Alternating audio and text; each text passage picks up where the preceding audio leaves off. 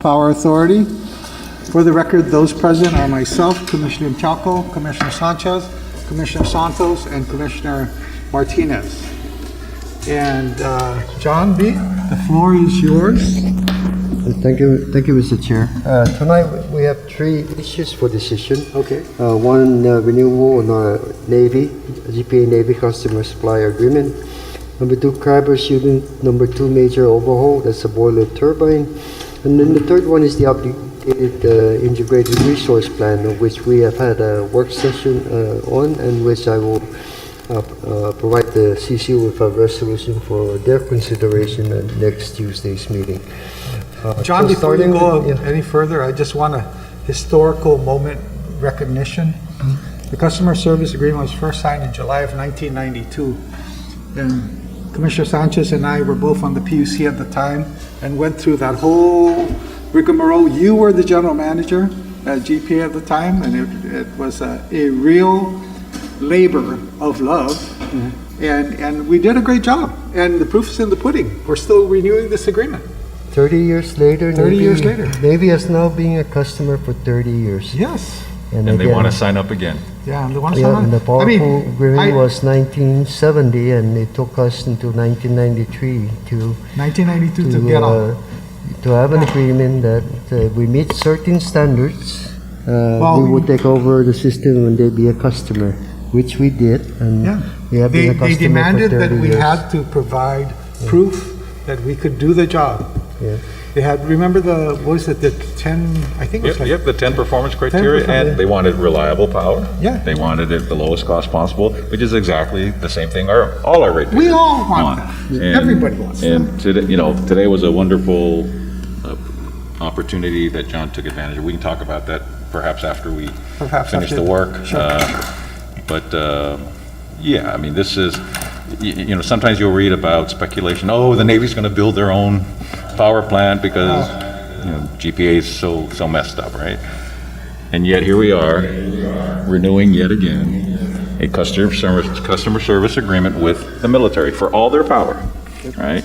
They also have given us land to put renewable energy on, and that energy will flow to all of our ratepayers, not just to the military. Right. So the cooperation with the military, and who also happens to be one of our most significant customers, largest customer, benefits the ratepayers because the military pays a big part of our fixed costs and a big part of our fuel costs.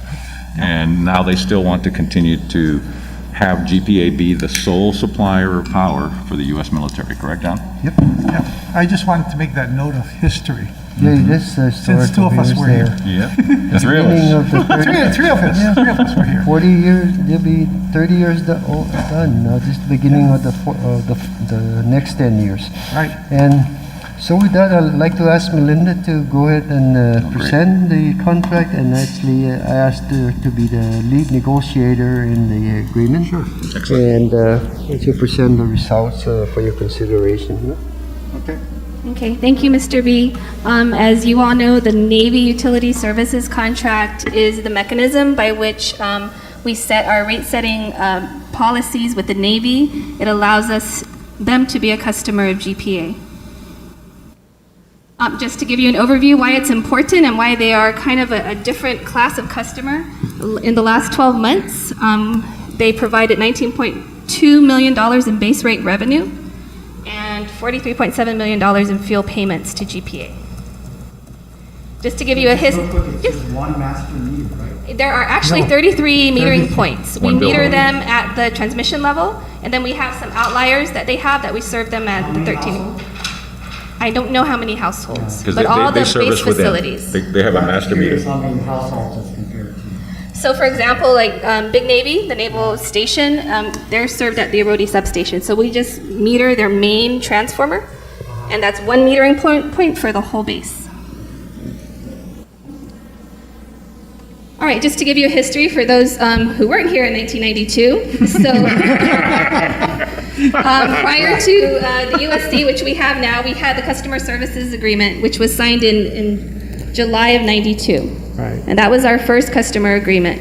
Prior to that, as you guys were discussing, we had the Power Pool Agreement. We had to meet certain criteria for performance. But in July of 92, they actually signed the CSA, is what we called it back then. Right. And it was 2 10-year terms. Right. Okay, so that brought us all the way to 2012, which is our first, the CSA turned into the Utility Services Agreement. Right. And that was just a new era for us with the USC. Okay, signed in 2012, expires this July, and that's why we're here negotiating a new Utility Services Agreement. In between that, we have, and we still have, it's still active, a 50-year lease agreement. I don't know if anyone's aware, but part of the CSA were assets that the Navy owned and were to be transferred to GPA. Yeah. All of those assets, except for one, the APRA sub, are still the property of the Navy pending transfer, pending cleanup, environmental cleanup. Okay, so that's what it's pending. So the USC is valid for the next 50 years from 96, so 1940 something, right? 46. Okay, all right. Just a brief summary, 22 articles in the USC. We added Article 22 to show our, we're in 2022, we have a cybersecurity article now. Yep. We have 5 tables and 2 appendices that basically carried over from the original USC. Table 5 really governed the assets that we operate for the Navy. Table 1 lists our points of delivery, and that's in your workbook. The Table 2, distribution, emergency, and standby facilities retained by Navy. 3, 4, and 5 kind of lists what we own, what we're getting, including Harmon Sub, Agania Sub, a Rhodey Substation, PD, all the really major assets that we now operate. We've operated since 92, and we will continue to operate pending transfer. And the transfer includes the assets plus the real estate assets underneath. At no cost At no cost to GPA. to GPA. And in the last 30 years, we've only gotten 1 transferred We so don't- far. yeah. But that's okay, we're patient. We got to work on it. This is a list of articles, just to give you an idea of what we're covering. Can you ask Mike Nicholas to go first? Yeah, but also, a lot of it has to do with the environmental. It's all Yes. basically That's the it. environmental, Yeah. that's the key. The good news is we want your property. The bad news, we don't want your environmental. What they have offered in the past, if you want to excuse the environmental, we can give it to you now. But we've said no. No, we'll lease it while they clean it up. Right. The other thing is, the other portion was the process with the government of one in general, plus ourselves. And we did this with the APRA sub. Right. And we had a signing here and all of that. So now that we have done the first one, they were Hopefully the permitted to next try ones will be working easier. to Yeah. start bringing more. But process as will part get of our better. government process, it has to go to the state clearinghouse before it comes to us. Yes. Okay. Okay, go ahead. All right, just the highlights. We have 33 points of delivery described in Table 1. They establish annual Navy minimum demands for GPA. The current demand is about 43 megawatts, and I know it has been reduced yearly. I'm almost thinking it's not 43, it's about 38, 39 right now megawatts. It still provides for the transfer of Navy assets. U.S. Public Law 100-202 allowed for the transfer at no cost from the Navy to GPA, and that's still in effect. And it provides a mechanism now for GPA to provide power services behind the meter. So if they should need support, if DZSP isn't available support in their distribution system, we can also provide that at a cost for them. This was an important one we wanted to include because every so often they bid out for the distribution. Right. And so when we looked at this, there's an opportunity for us to make several $1 million of additional revenue Sure. with minimal cost, and they also have an opportunity to save a substantial amount. And that's by us taking over the distribution and fixing within the bases, the lines, which we do for the 50,000 other customers that we have. So that will now allow that as an avenue to proceed forward and see how in the future that could occur. No? Okay. And also, the other important part is it still recognizes and identifies the PUC as the regulating body for establishing rates. Right. And every time we've had a rate case, the Navy has intervened and participated in our rate proceedings. So they're a very active, vocal customer. Yep. Okay, and just to let you know, it wasn't one person, it was a team effort. Every aspect of our authority was covered, from financial to engineering to operations to legal, and of course customer service. Okay. And that was it. It's in your board books. If you have any questions, please let us know. So we have a resolution for yourselves and the draft of the CSA. They are also proceeding up their channel to get their approval. That's correct. Once we get all approval, we will have a signing. No? So again, this is one we would like to ask you to consider for Tuesday's meeting. Okay. Commissioner Sanchez. Thank you, Mr. Chairman. To me, this is straightforward and a positive thing. I just wanted to share with the colleagues, as the chairman has done, one of the criteria that the Navy insisted upon was, could GPA lose its two largest units, which at the time were in CABRAS, the CABRAS units, right, and still provide power, right? And that reliability concept, the loss of load, the LLOP, I think that's what you were looking for, that loss of load profile, right? That still remains our standard today. So even when John B. was talking this morning about our plans for the new UKADU and the criteria that we measure whether it will meet our needs, one of the criteria still remains, and he talked about it. What would happen if we lost UKADU or if we lost so much capacity, right? So inherent in the design of our system, and just correct me if I'm wrong, John, is a minimum standard for operation that says GPA could lose its two largest units and still meet load, which is why John was explaining why we need that new UKADU generator to make sure that not only do we meet it for the military, more importantly, we meet it for all of our people, that we can keep the lights on even if the two largest sources of energy at GPA go offline for whatever reason, whether it's 5 minutes or, from an outage to 5 days because Typhoon Simon shows up, right? We have to have enough additional capacity to absorb the loss of our two largest units. That whole concept came from these negotiations back in the 90s. Yes, it's still relevant today. The PUC has adopted a 1 day and 4 years criteria for generation expansion.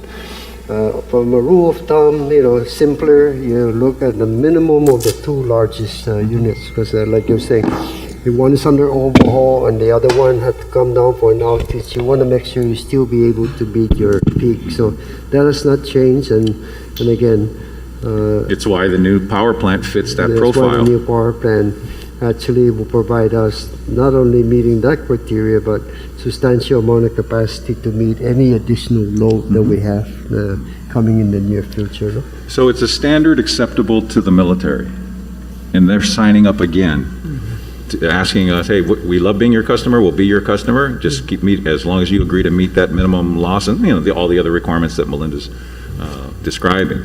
But that standard is why we have been talking about replacing the CABRAS units and how to replace them for a decade now, and we're on the doorstep. And the capacity that John required of any bidder in the closure of CABRAS implicitly had to support this agreement. And we know this agreement is good for the people of Guam, and it's good for the military, and they're very comfortable with the loss of load, the 1 day in 10, 1 day in 4, depending on how you want to measure it, profile. And to this day, we continue the standard. And it's in the new agreement, right? We continue the standard in the new agreement, right? Yeah. I'd like to add one thing, though. The other thing is they are very pro-renewable also. And that's why they partnered with us for phase 3. Yep. To put renewable energy on their land. Yep. Because they pay for their fuel charge. They get no break. They pay the full amount. Mm-hmm. It's not like the LEAC. They pay whatever the charge is. And they're very good payers. So they're also looking, as we are trying to save our ratepayers, they're our biggest ratepayer. They're also looking towards being given some savings too, which they will get. Yep. Because it's savings for the whole ratepayers. And they're our largest ratepayer, but everybody saves. But the nice thing about them is they don't get any breaks. When we set the LEAC and then we under-recover, there's no under-recovery with them. They pay what John Kim sends them the bill, they write a check. And I know it comes very fast, John. Electronic fund transfer. Yeah, and you're correct. And as I assumed before, they pay their full share irrespective of whether they put in renewables on their own. It's their model of paying allows that, whereas us on the other side, the renewables are not paying the debt and all of the Yeah, different things. They pay full whatever happens stuff. And that's that agreement will continue. And that was Continues there. actually set with the PUC in the original and still original. applies today. Right. And that's their annual revenue, it's about 60 million? That's what they 19 contribute to us. about- Depending on the cost of fuel. Yeah. That's last year's revenue. That's last year. They're the largest customer, about 18% to 20% size of our Of the revenues. load or revenue? Of our Total revenues. revenue. And how big of a, what percentage of the load are they? The load is 43, and so again, if you take the peak was 257, so 40 over 257 is about 16, yeah, 20. 60%, yeah, Yeah. yeah. And that's why they 60%. provide us their peak demand, so that at least we know what we have. They're committed to needing, no? And so changes that occur, they'll have to advise us on a regular basis, just like they did for the Marine base. They advised us about 6 to 8 megawatts, somewhere around there, that we need to prepare for them, and But the other thing though, John, is they're also a very power efficient customer. So like everybody's been going to LED lights, they've been doing that too, because they want to save every penny they can. So I think Melinda highlighted that their load may have dropped. It's not so much that they're not consuming power, but they're getting more efficient. So they have their own version of demand side management, on which is good. the chair in that van, I'd just like to say that we just lost one of our professional engineers that we had trained to work on To who? our Hey, our wait, costing models and everything, saving money and everything. There, Miss Paz Tisa. No. Actually have really, So she's in They have charge. 3 of our- She's our in charge people. in facility management for energy and everything like that. So they have an excellent person in their team now. So okay, so that's the USC, Mr. Chair, and Okay. again we'll bring it up Look again forward on to Monday if there's no addressing question it at on least Tuesday today. night's meeting. I'm sorry, Tuesday night's meeting. Yeah, Tuesday night's meeting. And then from there, we have to file with the PUC so that we can get this all signed before July. August 1st is the new start date. August 1st, And they'll yeah. go as high as the Assistant Secretary of the Navy for their approval as well. So they're working on their approvals. Okay. Great job. The next item is the CABRAS units, number 2 major overhaul. I'd like again Melinda to explain this. I'd just like to add that, okay, we are going to retire CABRAS 1 and 2. So why are we doing all this major overhaul? Well, we have been cutting back on trying to make all the huge investments on CABRAS 1 and 2.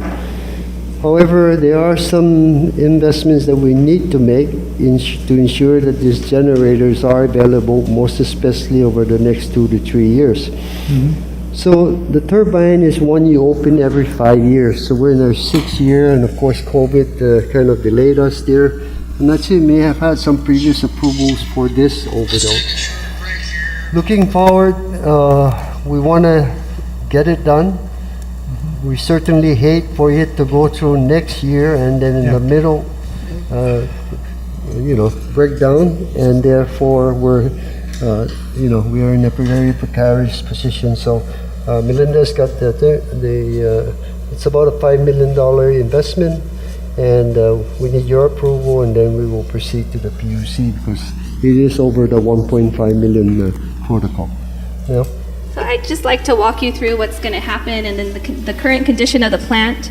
So this is the approximately $5 million investment and scope of work on the upcoming overhaul that we hope to plan in the fall of 2022, focusing on the boiler, the turbine, and other ancillary services at the power plant, just to get it to become efficient, reliable, so that we're not going offline, having any forced outages.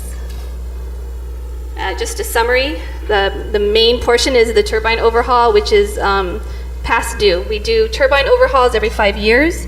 We do boiler overhauls every 18 months. The last time we touched this unit was in 2016. for both situations.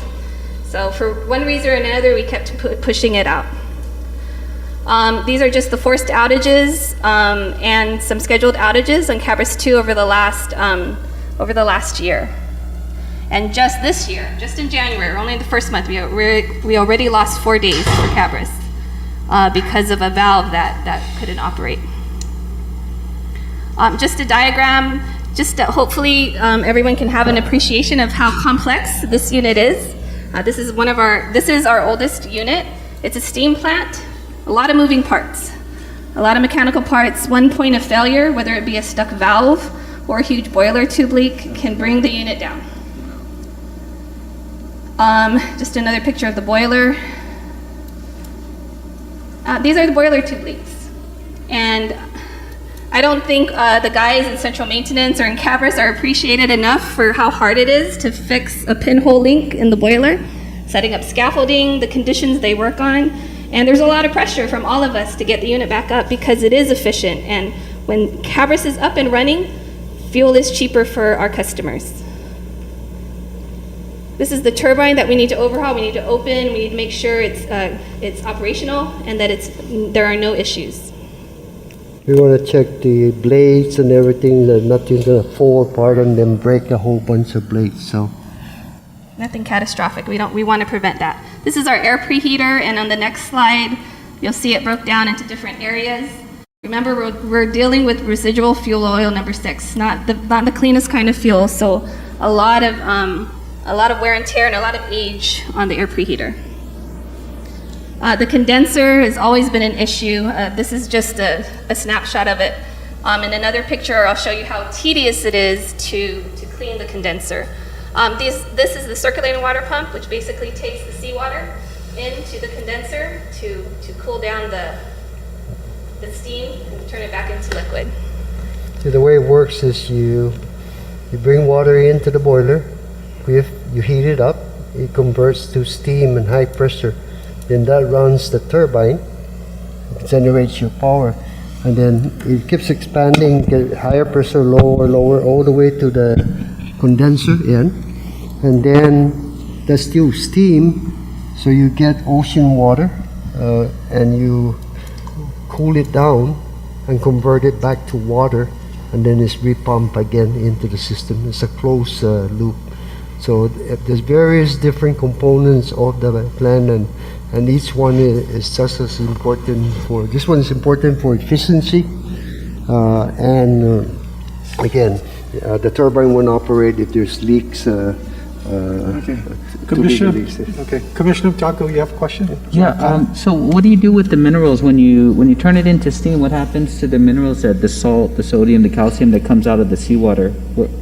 It's not seawater that runs the plant, it's seawater that cools the steam. Tubes. Okay. So it's a loop system, like the boss said. The seawater, if you notice, comes in on the right, goes through the condenser, comes out back into the sea on the right as well. See the steam coming down? So the water is purified at one point in time, so it's not So it's a different source of water. It's water. It's GWA water that we use. So GWA water is You should see our bill.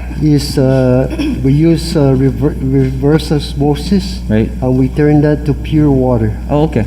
so that there are no, because if you have minerals within It'll then mess they up stick to everything. the tube. You imagine the And tubes therefore, will just deteriorate. The heat transfer is not good, and then you're gonna have busted tubes. Okay. So that's one part of it. But then that water continues to be recycled, and then we just have a makeup water. So every water treatment is so important. That's an art form sometimes for the guys down there, as well as every different component at CABRAS. Okay. Commissioner Martinez, you had a comment. The damages on these pictures, are these from the one back in 2015 or the last? No. Or how long Some of have them they? are the current condition. Like we need to get in there, and every so many hours we'll take down to do air preheater washing. And so those are some of the conditions that they find. And the guys do their best to kind of force the veins open so that nothing gets stuck and there's airflow, because air preheater is important for the airflow. Okay, go ahead. Yep. So this machine is 47 years old now, and you'll constantly have to do this maintenance on all of this to be able to keep it running. So, like Melinda mentioned, some of them may be some old pictures to give you an idea, but every time CABRAS power plant is a plant that puts out 66 megawatt. Okay, in the state when it's new, 66 megawatt. Because of its age now, I derated it down to 55. I think I informed the commission that I can only depend on 55 megawatts from this machine. Now I'm being told that maybe 50, but I'm saying no, let's try this, and I want to see 60. But then, for my mind, I'm thinking if I can get to 55 again, that's good for us to roll to. So the turbine, all of this they will help us get up there, and more importantly, try to reduce the number of times that the machine has to come down. Every time the machine comes down for a boiler tube leak, it could take about a week. We decided that to keep this machines going, once every 3 to 4 months, we will take her down for like 2 to 3 weeks. So we can do the maintenance, and then it will run for 3 or 4 months without much trips or anything. And they've been doing very well based on that. What we've been doing. You haven't seen a CABRAS 2 trip in a while, no? But again, we're doing more maintenance, trying to not put such huge investments into the machine, no? Because we're going to retire this plan, right? However, we're at the point where we have to do this one, because if anything happened to the turbine, we're kind of, so. Well, it's going to be, maybe not immediate, but you're now in a higher potential to not meet certain log if it's like in the middle of the summer, no? And all of that, so. Okay.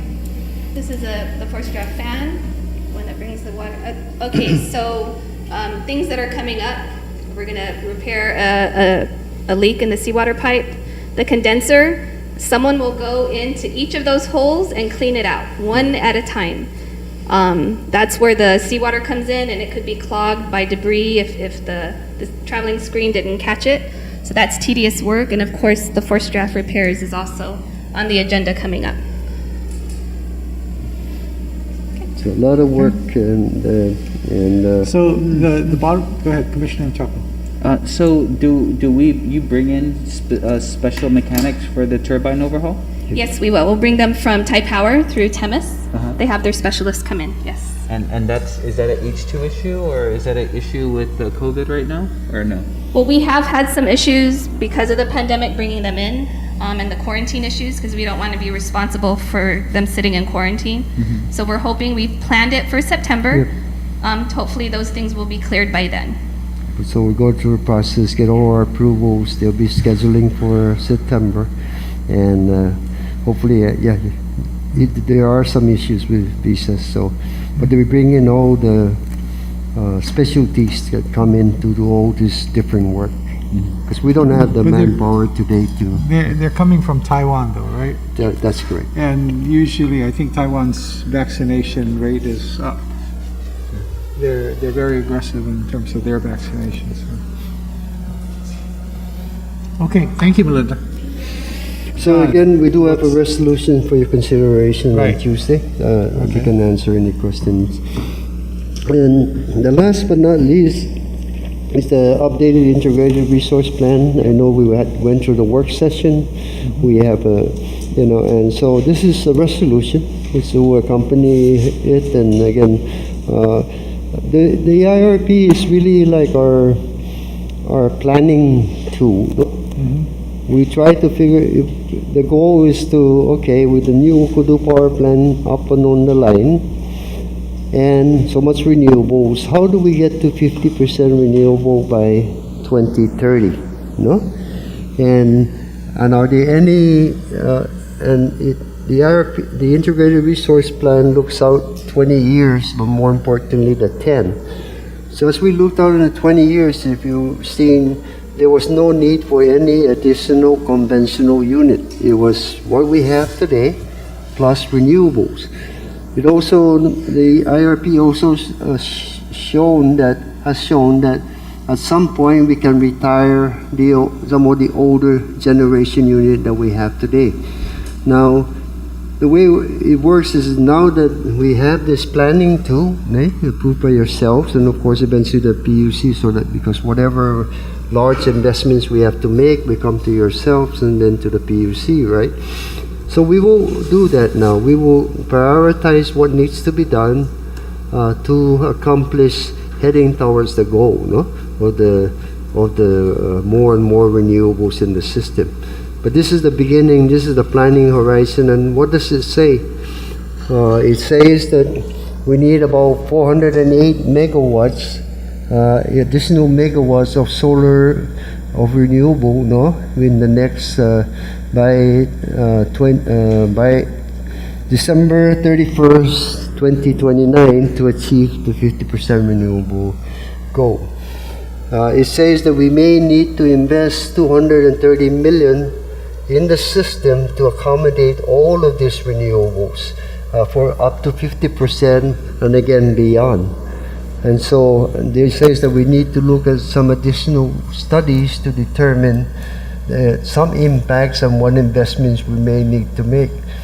It says that some of the circuits today are already have too high a level of solar rooftop penetration, and that is causing voltages within that circuit for everyone, most especially the non-solar PV customers, the voltages to hit as much as 120%.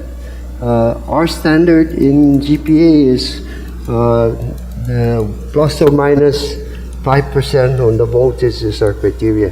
So we're exceeding that, so we need to take a look at that now and see how do we alleviate those as soon as we can, and then furthermore limit or address, have whoever's going to put more PV into that circuit show us how they can help us address this and not make the situation worse. So as we talk about batteries and all of that, this is where again we're looking those circuits that are really already impacted heavily. We're gonna have to look at it more closely on a case-by-case versus those that don't have a huge penetration yet. What the IRP is also saying that about 30% of the minimum load for that circuit is about the amount of capacity that you want to put in. So all the studies is part of the IRP and part that the PUC has requested. But there's only one component that's not complete yet, and that's what we have shown in the work session is for one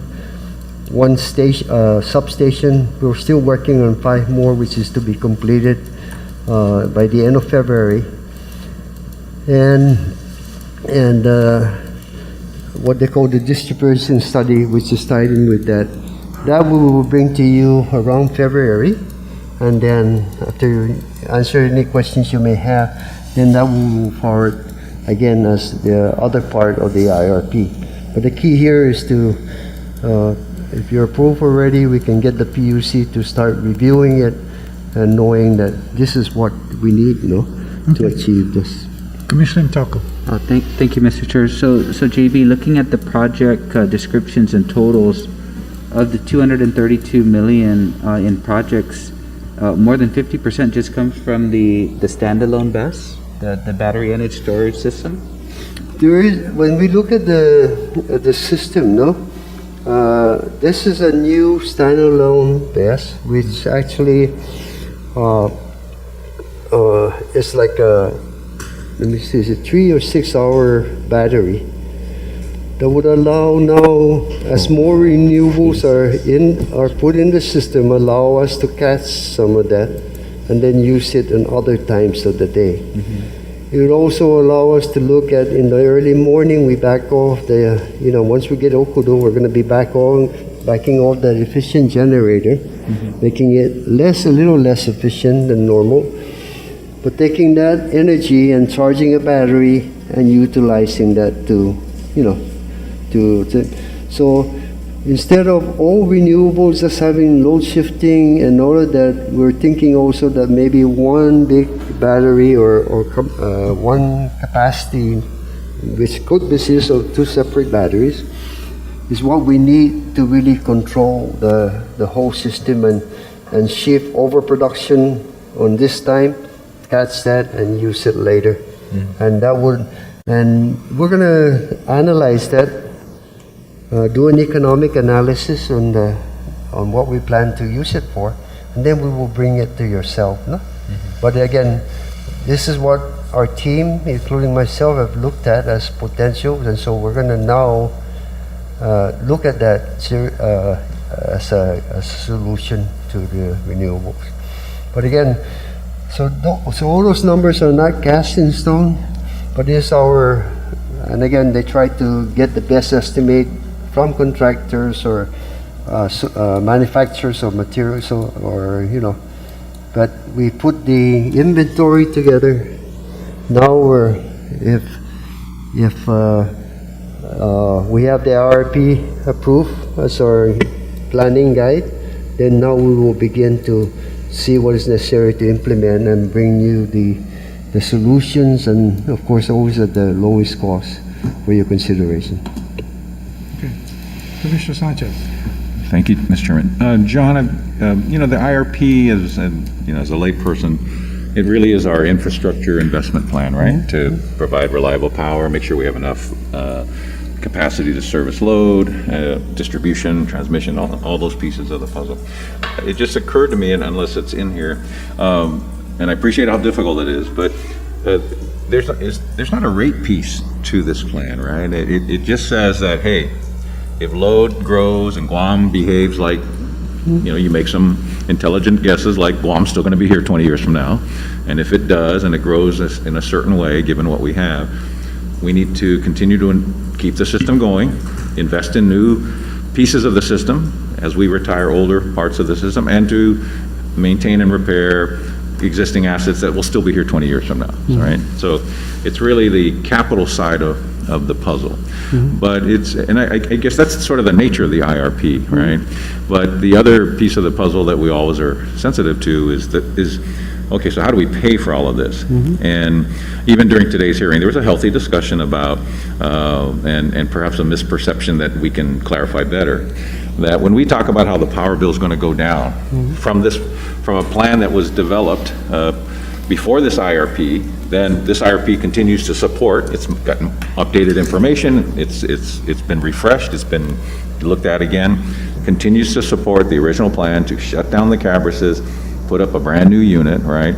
And in the short term, we've done a lot of rate analysis, right? And which is good.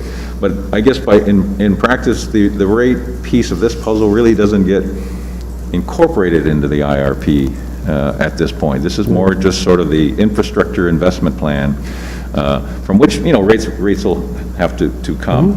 But having said that, all of us have to plan to have a house. Usually, all of us have to plan to have a car, or whatever our family needs, right? So we're always implicitly thinking about how do I either buy my house and maintain my house, or buy my car and maintain my car so that I can serve my family's needs. And the IRP is really how do we serve our family's needs for power generation, distribution, and transmission from an infrastructure point of view. And then, as we know, we still have to figure out how to pay for this, right? But so I guess the rate piece of this puzzle is really more the kind of stuff you were discussing this morning with the senators on the refi. And it's everything in the short term that we're looking at for Ukudu, right? Why we can see, as you've reported, like at your press conference, you were able to show the drop in the LEAC from 17 to 9 over time, right? And if you know anything about what's going on, you're not going to lower power bills unless you attack fuel, And the way to attack fuel is to use less of it. And the new Ukudu plant uses a lot less of it, right? Significant, a million barrels, right? 50, 60 million gallons, right? And that money goes back to ratepayers. So I think I'm all for the IRP. I think we adopt it and because I think it's the right investments. And the other thing is, we're not saying that we don't look at this for 20 years. We're going to be looking at this IRP in a couple of years, saying, is it still relevant? Are there better ways to, to figure this out, right? Has technology matured in a way that, in 2008, when we worked with Speaker Ben to set up the integrated resource plan, the renewable portfolio, we made some intelligent guesses that, hey, maybe we can get to 25% by 2035. Well, technology has allowed us, and our ability to think about and manage the technology has said, hey, we can get there in 2025, 10 years ahead of time. And then you pointed out this morning that we can get to 50%, 5 years ahead of the current law, twice what Speaker Ben wanted us to reach by 2035. We're going to reach that, we're going to double that and reach it 5 years early. And that's where technology helps us, that's where the IRP helps us plan, because technology emerges, and all of a sudden there's another way to think about, dealing with this. So I have lots of confidence in the analysis for the IRP that was presented, and we'll just have to kind of tackle the rate piece as we go, because it's not like you're asking for all this money all at once either. We're Right? going to You're spreading it prioritize out. this now, and of course, one of the first piece that may be coming on is that, okay, we need to go 400 megawatts. We were ready, we're going to, over the next month, 2 months here, we prepare, say, we want to go out for 120 megawatts again and start. Remember, the bid process takes about a year to 18 months For new solar. So we begin that, and in that, this is how we're going to fund this and that, or so and so. Also look for grants, no? Maybe some of these studies and everything we do in our regular our debt service revenue, coverage revenue, just a part of our 25 million per year. So all of these different things are going to come. Certainly, we're not going to come to you to increase the rate, no?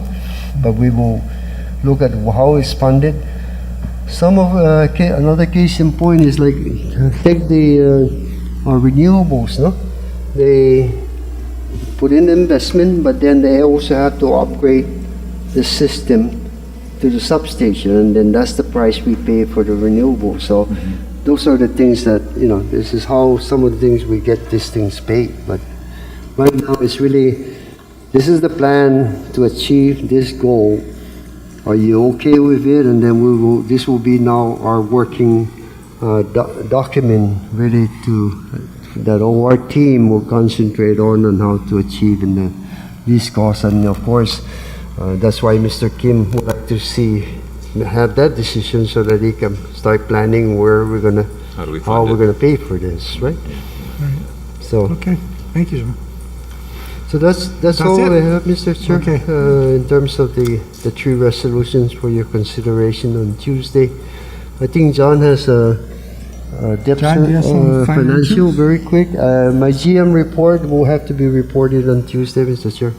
It's not ready today. It's been- Okay. Commissioner Sanchez. Yeah, you just have a before question. John, what would be helpful, at least to me and perhaps to the colleagues, in your press release and in your public announcements that have been very consistent, you identified how the power bill will go down from 20 to 30% over time, right? Over the next few years, as we bring in Ukudu, as we add the renewables. And by the way, I was very happy to hear you say what I always thought would emerge, is that we believe from this IRP and our sense of where technology is, that we should be building the last purely fossil fuel generator for Guam. So, we have some of those critics that say, we should be 100% renewable, we should all do everything solar, and we all know why you can't be 100% renewable today. And we all know why no organized country in the world is trying to get there by 2025. They're saying 2045, they're 2050, because they understand it's a migration. It's a trip. And on your way, as you add renewables to burn less fuel, until you get to 100, you still got to fill in the gap between 50 and 50, 60 and 40, 75 and 25, and that's what this new, hopefully final generator does for us, right? And so I'm confident that we are going in the right direction for the right reasons for our ratepayers. But I think to kind of help explain it better, would it be possible for you by Tuesday, you know how you did in your press release, you showed the amount of reduction in the LEAC and the amount of savings on ratepayer bills? Could you just show us a typical residential bill that is today's bill after UKUDU, today's bill after we add the renewables? You know, I'm comfortable with what you presented in the press conference where I think you went, 11 to 9. You know, you walked it down over a 2-3 year period. Just whatever examples you used in your press release. Can we create for ourselves and our ratepayers, how does that translate into savings? Because I got a call from Speaker One Pat last night. And she asked me that question, what does this mean to my bill when it's 20 to 30% cheaper? And I said, well, Madam Speaker, what's your bill? It says about $180. So, okay, when in a few years, we're going to save you 20% of $180, $36. And in a few more years, we save you 30%. That's $50. That's sort of the simple way that, you know, the average citizen, that's kind of how they think. All of this stuff is wonderful, but does how much does my bill get affected? And how much does it go down? And one of the ways that, whenever we do the analysis of the LEAC or even base rate adjustments, which we haven't had to do, we always end up doing a typical bill. So I'm wondering if by Tuesday, have the team work on what does a typical bill look like after we put on UKUDU, after we put on the solar farms, and after we achieve 50% renewables. What will Mrs. Cruz's bill look like? What does a 20% reduction in the power bill look like? What does a 30% reduction in the power bill? Because as you know, there was some discussion, there was some confusion about, there was some confusion by one of the senators, the chairman, about, he seems to struggle with the fact that the base rate side might go up because we have to pay the capacity charge for KEPCO. And it goes up this much, 37 million a year is, I think was what you said. But the fuel savings could be 100 to 120 million. So the total bill goes up a little bit here, but it goes way down over here, and the net effect, as you kept saying, the net savings to ratepayers is significant. And whether, you know, he had, at one point the chairman said, well, you know, he said we should be borrowing the money and you know, building it ourselves, because, you know, he doesn't like the partner that we have, right? But the point he misses is, well, whether we borrow the money and build the generator, or whether the private partner borrows the money and builds the generator, we got to pay for the cost of the generator. That's a capital investment, right? And either it comes out of, the debt service goes up, the base rate goes up, right? But I'm willing to sacrifice a small increase in debt service for a 50% reduction in the LEAC, because the LEAC is 60% of the bill. And I'm finding over all the years we've worked together, John, one of the best examples for lay people is, let's show the typical residential bill. If the scenario that you laid out in the press conference comes to fruition over this time, and it's sort of reflective of Speaker Wanpat asking, you know, when do we get these savings? And as you said, well, some come in 23, 24, 20, you know, when Marvel comes on, there's a little bit of a savings, right? And more savings begin to accrue as we turn on UKUDU and turn on the other renewables that we've already contracted for, right? And I think it would be helpful to show what the typical bill will look like when the master plan that you've designed with your team is fully implemented, especially in the next 3 to 4 years. You're going to make a significant impact in the cost of power on Guam when you turn on UKUDU and those solar farms. But so we don't get lost in the technical jargon, let's just create what a typical customer's bill would look like now, before we do UKUDU and the new solar farms, and later as we bring on the solar farms and complete UKUDU. And I think it will address we'll make even... an attempt in that, because as we all recall, we also way back when we were working on this, getting approval for the plan, we did have a waterfall, no?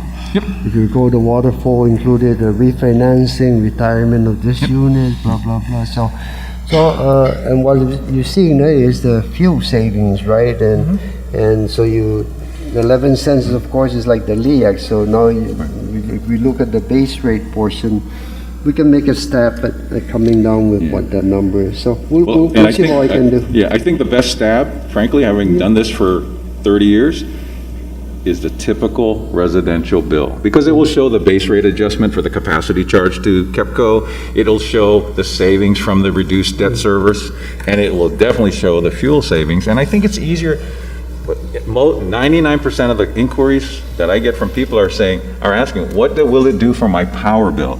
They trust us with, well, except for a few young people, they trust us with the technical side. That's what they pay us for, to figure all that stuff up. But as you try to explain it as you should, people just get lost.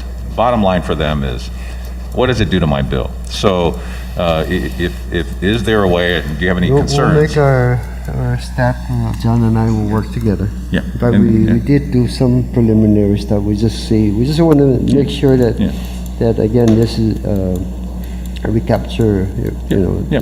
And consistent with what you've told us and the public. I mean, I'm very confident that when you lay out that bill, it's going to be very easy to show our average ratepayer that this plan that we have will reduce your power bill this much in this amount of time. You can take a quick step first. You can do that, right? Then we'll work, okay? Right. Got it. Okay. And that's it, Mr. Chair, we're for things. today for the meeting. John Kim, Yes. Oh, I'm sorry. you have the highlights financial. real quick. Yeah, we'll make The it real- numbers, how are we doing? Yeah, we're doing very good. Year to date, we have November, probably have December next week. For November, for October, November year to date, we had $27 million in revenue. It was $1.5 million better than prior year.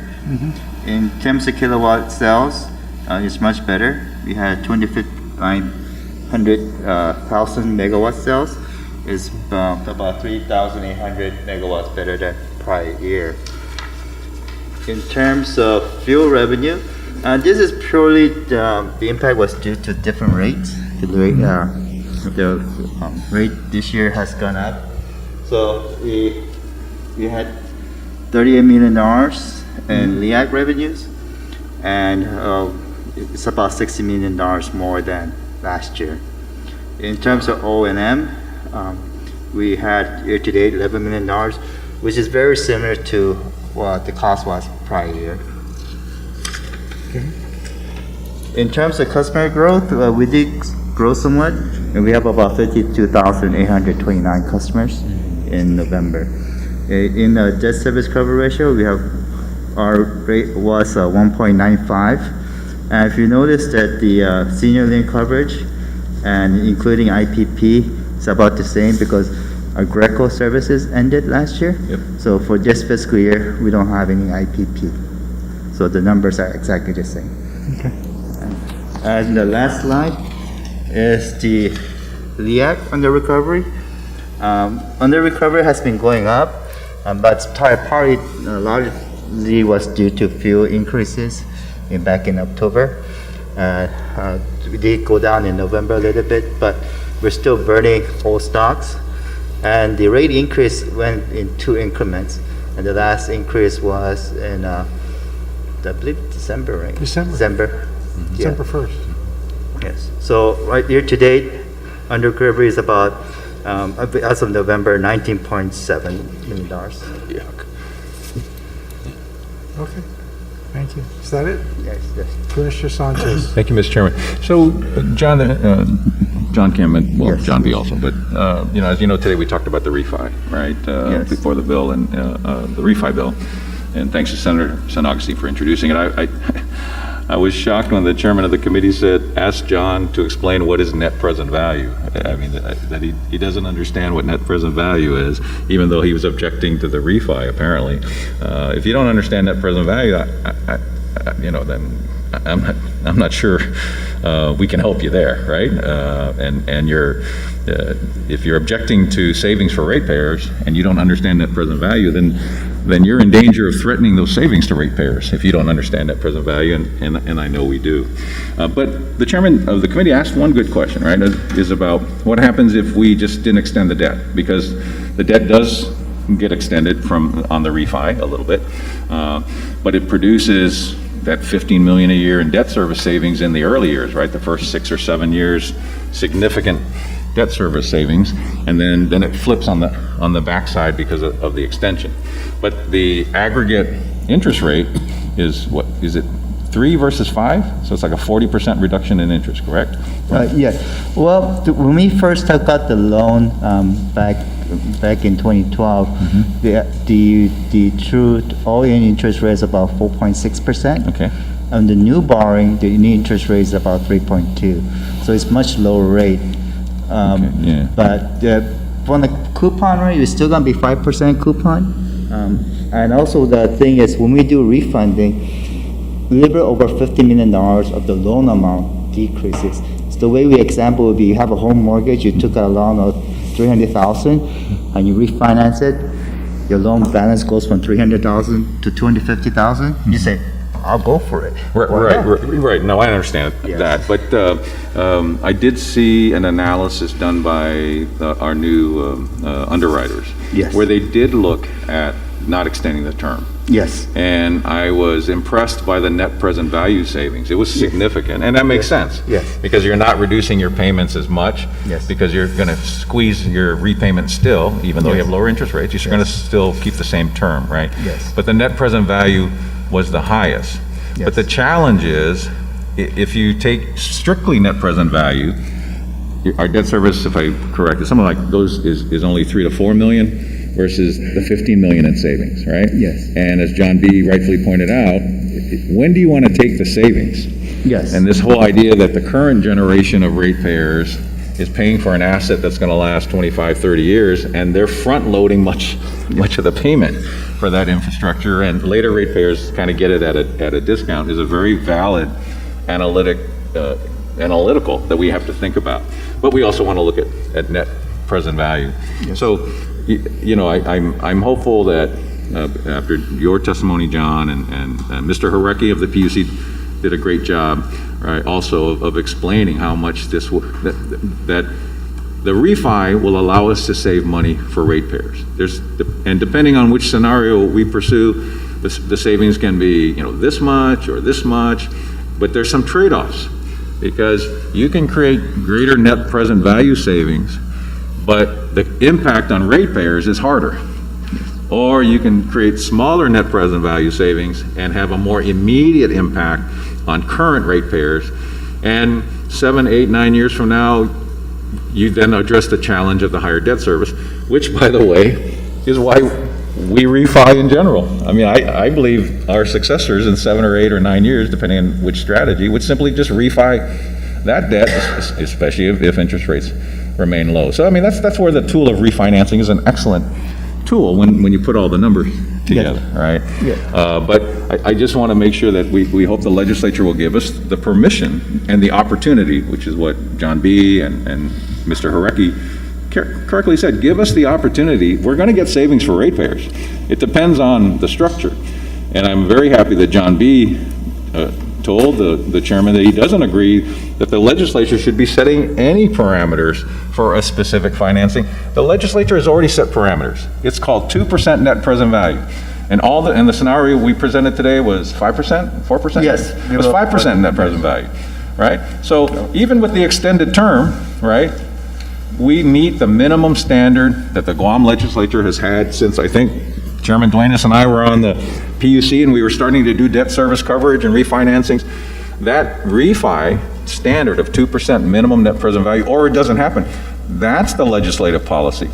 But no legislature has ever tried to say, hey, I want to be there at closing and I want to see your deal, because as we've learned, what if the deal is better than the legislature restricts? We have to run back and change the law? That's crazy.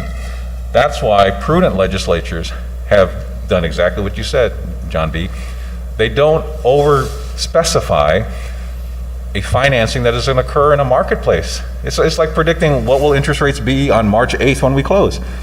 The last person that should be making that projection is the legislature, especially if some members don't even understand net present value, right? So I'm very hopeful that the body, and Senator San Augustine, he gets it, and we need that flexibility.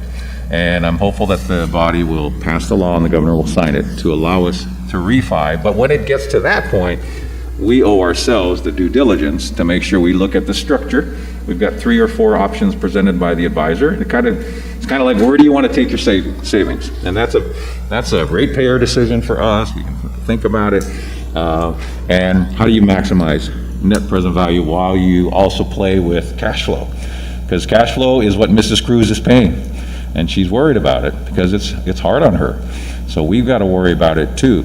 And we may want to trade off a little lower net present value for more savings now for ratepayers, as long as we meet the minimum 2%, which we clearly will with any of the scenarios that were presented. And in fact, if we go to the market and we don't hit the 2%, we don't do the deal. I mean, that's how it happens, right? That's by law, and we've been in that movie where we had to wait till the last minute. But the legislature, in their wisdom, never tried to overprescribe a financing, because they don't know either, right?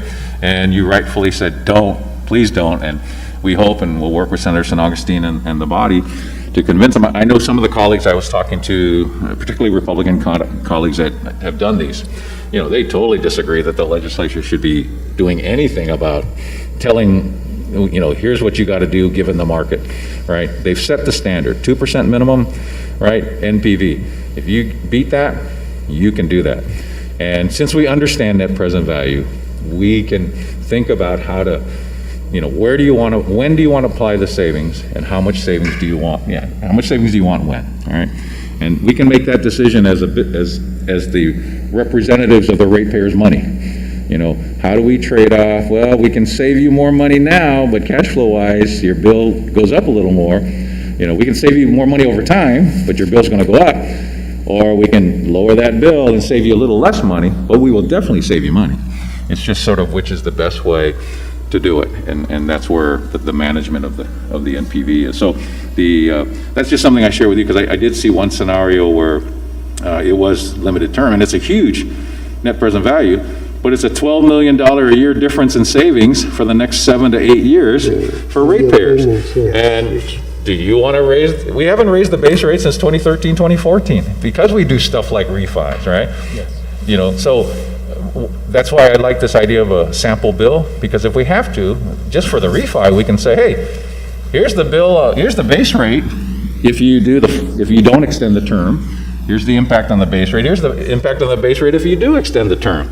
And that's useful to us for sure, and perhaps it's useful to the legislature. So you could just start to look at that, talk to the underwriters a little bit, and let's play around with that. But for now, John B., great job today on all fronts. We're in the finance piece, so I'm bringing up the refi piece. But you did a great job on behalf of your ratepayers. And even though some of the young folks, talk about how old we are and that we're not going to live to see the benefits, I don't know about those young people. Don't they have parents and grandparents? Because we are grandparents and we are parents. And God willing, we're here another 25 years, but if we're not, my children are going to be here, God willing, my grandchildren are going to be here, and that's why we're doing all of this, is to make sure that they have access to reliable, affordable power. Okay. And that's why we're doing it, and with your great work, John. Okay, so John B. and John Kim, if you're done. Yes, I am. Okay, a motion to adjourn? Move. Second? All those in favor signify by saying aye. Aye. Opposed, nay. Motion is adopted. We're adjourned. Thank you. Thank you. The funny thing is,